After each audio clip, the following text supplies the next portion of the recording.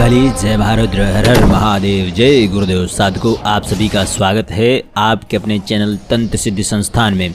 साधकों, आज हम आपको अष्ट नागिनी साधनाओं में से एक नागिनी की साधना देने जा रहे हैं। 8 नागिनियाँ प्रमुख हैं। वैसे 9 नागों का ध्यान किया जाता है, वो मैंने नाग कन्या की साधना में आपको बताया है, पर आज हम आपको 8 नागिनी साधनों में से एक साधना अनंतमुखी नागिनी की साधना देने जा रहा हूँ। देखिए, सामान्यतः देखा गया है कि यक्षिणियाँ और नागिनियाँ और नाग कन्याएं बहुत जल्दी सिद्ध हो जाती हैं व्यक्ति को। अगर कोई व्यक्ति इसकी साधना करना चाहे तो वह व्यक्ति को ऐश्वर्य, धन, वैभव और वाक सिद्धि तक प्रदान करती हैं। ऐसी क्षमता होती है नागिनियों में। ये साधनाएं बहुत जल्दी हो जाती हैं और कुछ बहुत कठिन प्रकार से पालन की भी आवश्यकता नहीं होती, कोई कष्ट भी नहीं होता है। और किसी प्रकार का ऐसा नहीं कि बहुत ज़्यादा व्यक्ति को वो रखना पड़ेगा, या बहुत ज़्यादा कष्ट अनुभव झेलने पड़ सकते हैं, या बहुत गलत अनुभव हो सकते हैं, या किसी प्रकार के कठिनाइयों का सामना करना पड़ सकता है। नहीं, नागिनी साधना में किसी प्रकार की कठिनाइयों का सामना नहीं करना पड़ता है। सामान्यतः रूप से आप इनकी सिद्धि के माध्यम से धन, वैभव, ऐश्वर्य, सुख, मान, पद, प्रतिष्ठा, हर एक चीज़ प्राप्त कर सकते हैं। देखिए, जितने भी आप ये देखते होंगे कि कई बार आप लोगों ने भी घर के बाहर किसी को देखा होगा कि वो आया है और आपके बारे में सब कुछ बता गया है, घर के चावल को छू करके, घर के अंदर की मिट्टी को स्पर्श करके। दरअसल ऐसे लोग, ऐसे भिक्षुक नागिनी साधना के भी साधक हो सकते हैं। ठीक है, बिल्कुल। ये इन सभी व्यक्तियों को इस प्रकार की सिद्धि करने की, इस प्रकार की अनुभव करने की शक्ति प्रदान करती है।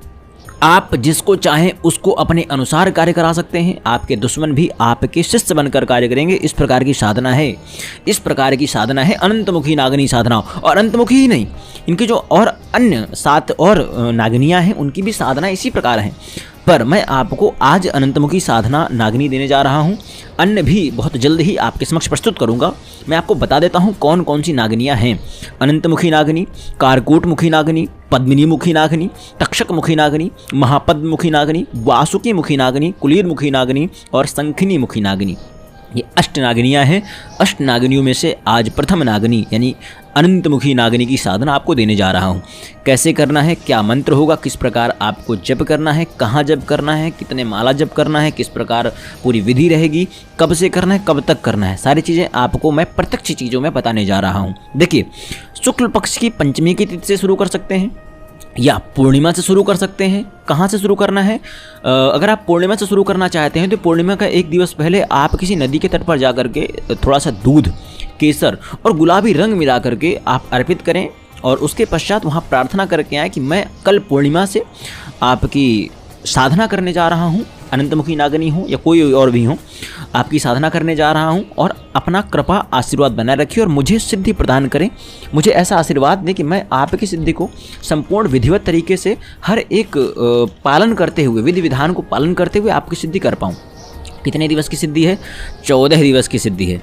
ठीक है, और आपको इसमें माला इस्तेमाल करनी है, स्फटिक माला। आप चाहें तो नागिनी माला इस्तेमाल कर सकते हैं और आप चाहें तो सफ़ेद हकीकी माला भी इस्तेमाल कर सकते हैं, जो नागिनी मंत्र से प्राण प्रतिष्ठित हो।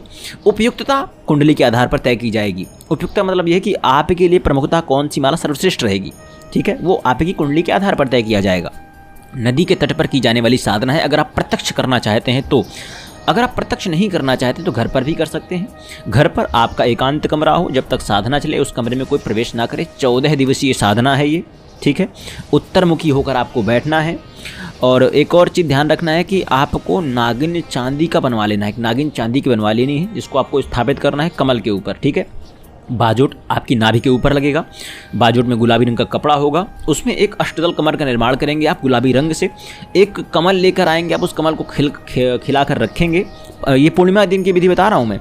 वो उस कमल को खिला कर रखेंगे, उसके ऊपर आपको स्थापना करनी है नागिन, जो चांदी की आपने बनवाई हुई है। ठीक है, ज्वेलर्स के यहाँ से बनवा सकते हैं, आसान है, बहुत महंगी भी नहीं होगी। ठीक है, आपको वस्त्र पहनने हैं, गुलाबी धोती कुर्ता हो तो बहुत ही उत्तम है। ठीक है, और नदी में बाईं ओर, अगर आप नदी में जाकर साधना कर रहे हैं तो नदी में बाईं ओर बैठिएगा, उत्तरमुखी होकर बैठना है। ठीक है, नागिनी जो आपकी होगी वो भी प्राण प्रतिष्ठित होगी। आप चाहें तो घर पर कर सकते हैं या आप चाहें तो हमसे मंगवा भी सकते हैं पूर्ण प्रकार से, पूर्ण प्राण प्रतिष्ठित इसकी नागिनी यंत्र, नागिनी वशीकरण कवच भी आपको प्रदान किया जाएगा, स्फटिक माला भी आपको प्रदान की जाएगी। ठीक है, दीपक आपका जलेगा घी का होगा, गुलाबी रंग का थोड़ा डाल देना, उसमें घी को हल्का गुलाबी कर देना है। ठीक है।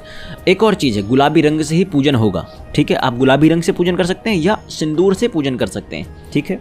अब आपको स्नान कराना है उस नागिनी को जो आपने चांदी की बनवाई हुई है। किससे कराना है? गुलाबी जल में गुलाब जल डालकर एक जल निर्माण करना है, तैयार करना है, उससे आपको इनको स्नान कराना है। आपको नागिनी आवाहन मंत्र पढ़ना है, 21 बार उच्चारण करना है। क्या मंत्र है? आपको स्क्रीन पर नहीं दिख रहा हो तो आपको डिस्क्रिप्शन पर मिल जाएगा, डिस्क्रिप्शन पर भी ना हो तो आप संपर्क कर लीजिएगा, हालांकि मैं डिस्क्रिप्शन पर डाल दूंगा। मंत्र है ओम द्राम हूम हूम अनंतमुखी नागिनी प्रीम द्राम, ठीक है। इसको आप 21 बार उच्चारण करना है और हाथ जोड़ करके प्रार्थना करने की, माता आप कहीं भी हैं, हम आपका आह्वान कर रहे हैं, हमें कृपा प्रदान करें और हम आपका आह्वान कर रहे हैं, आप यहाँ पर आइए और बाजूट में स्थापित हो जाइए।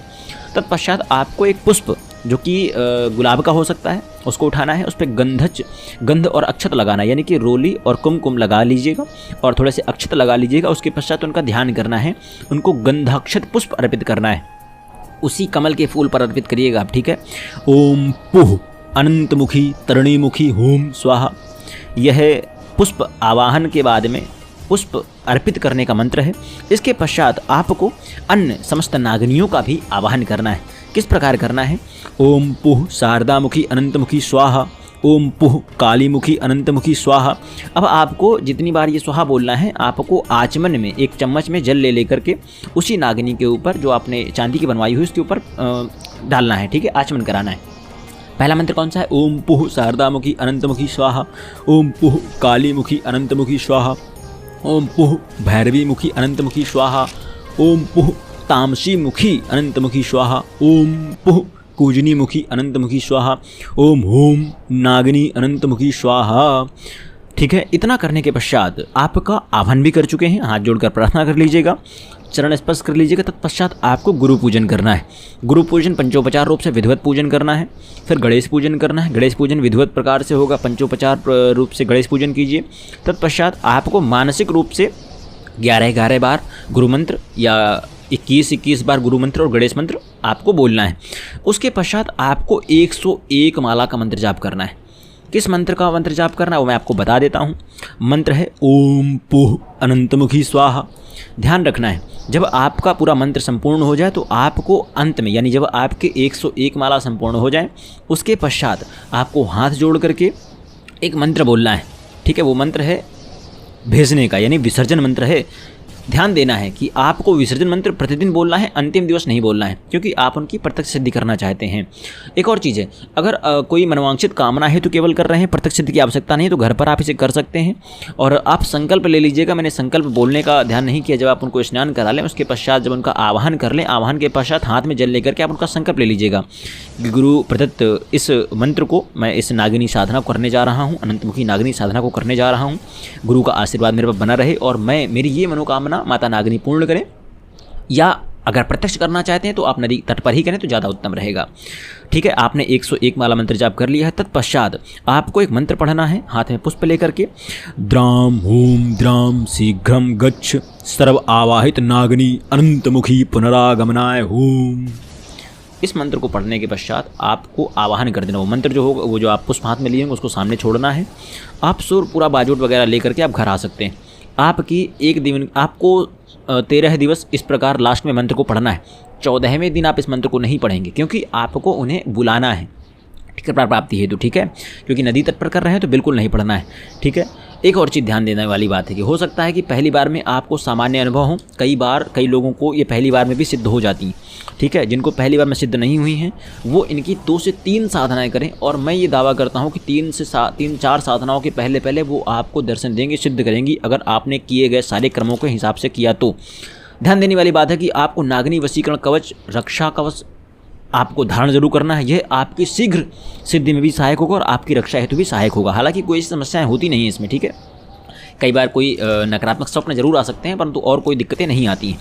आशा करता हूं कि आपको सब कुछ स्पष्ट रूप से समझ में आ गया होगा। जो कुंडली विश्लेषण कराना चाहते हैं व्हाट्सएप पे संपर्क कर सकते हैं। सामान्यतः छूट भी अब बहुत ज़्यादा कर दी गई है, ठीक है। और आपको सब कुछ मैंने बता ही दिया है। आपको जितने भी मंत्रों की आवश्यकता होगी वो सारे मंत्र आपको डिस्क्रिप्शन पर मिल जाएंगे। जय महाकाली, हर हर महादेव, जय गुरुदेव।